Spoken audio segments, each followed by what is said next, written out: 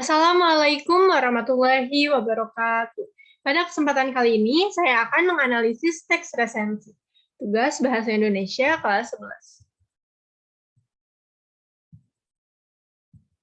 Sebelumnya, izin memperkenalkan diri. Nama saya Kamila Aulia Rahma dari kelas 11 MIPA 3 dengan NISN 0058928061. Judul buku yang akan saya bahas yaitu Sebuah Seni untuk Bersikap Bodo Amat.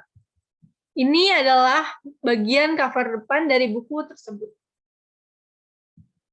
Identitas buku. Identitas buku dari sebuah seni untuk bersikap bodo amat. Yang pertama ada judul resensi.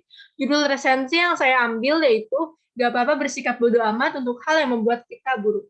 Yang kedua, penulis dan penerjemah. Penulis dan penerjemah pada buku ini adalah Mark Manson dan Wicaksono F. Ketiga, penerbit. Penerbit dari buku ini adalah PT Gramedia Jakarta, Gramedia Widya Sarana Indonesia. Yang keempat, tebal halaman. Tebal halaman dari buku ini yaitu 247 halaman. Pendahuluan. Buku ini menceritakan tentang Charles Bukowski, seorang pecandu alkohol, senang bermain perempuan, pejudi kronis, kasar, kikir, dan tukang utang. Ia bercita-cita menjadi seorang penulis. Karya Bukowski selalu ditolak oleh hampir setiap majalah. Tetapi hal tersebut tidak membuatnya menyerah. Ia tetap menulis dan membuat puisi. Sehingga dengan pengalamannya, ia memiliki sikap bodo amat. Buku ini adalah buku pertama yang dibuat oleh Mark Manson. Dengan tebal 247 halaman yang sukses menjadi buku bestseller menurut New York Times dan Globe and Mail.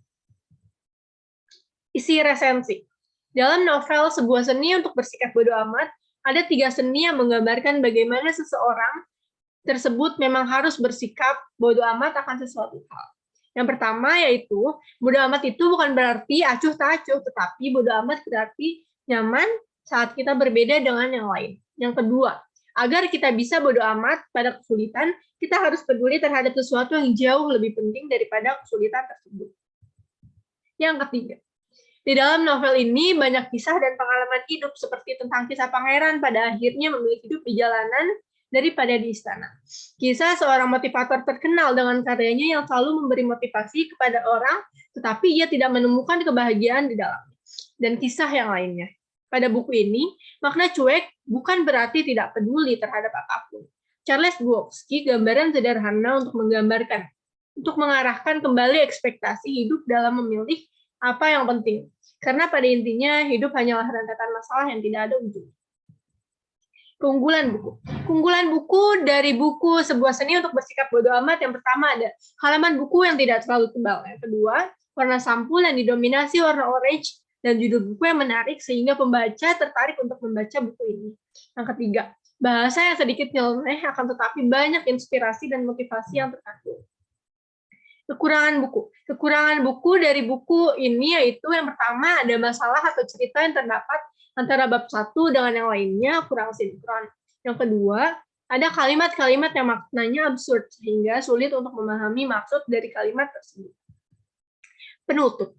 Buku yang berjudul Sebuah Seni untuk Bersikap Bodo Amat dari Mark Manson mengajarkan kita bagaimana cara kita untuk berlapang dada dan ikhlas membiarkan sesuatu pergi dari diri kita.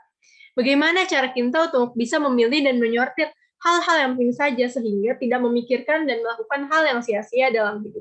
Bagaimana cara kita untuk lebih peduli, dalam artian lebih peduli kepada hal-hal yang ada dampak serta berpengaruh terhadap diri dan lingkungan kita sendiri.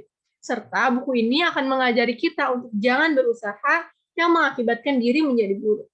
Contohnya seperti kita berusaha agar terlihat lebih cantik, terlepas dari seperti apa kecantikan kita sesungguhnya. Sehingga semakin mati-matian kita untuk berusaha agar terlihat cantik, maka kita akan semakin merasa tidak cantik dan tidak menghargai diri sendiri. Mungkin itu saja pembahasan dari teks resensi dari buku Sebuah Seni untuk Bersikap Bodo Amat. Kurang lebihnya mohon maaf, terima kasih. Wabillahi taufiq wal hidayah. Wassalamualaikum warahmatullahi wabarakatuh.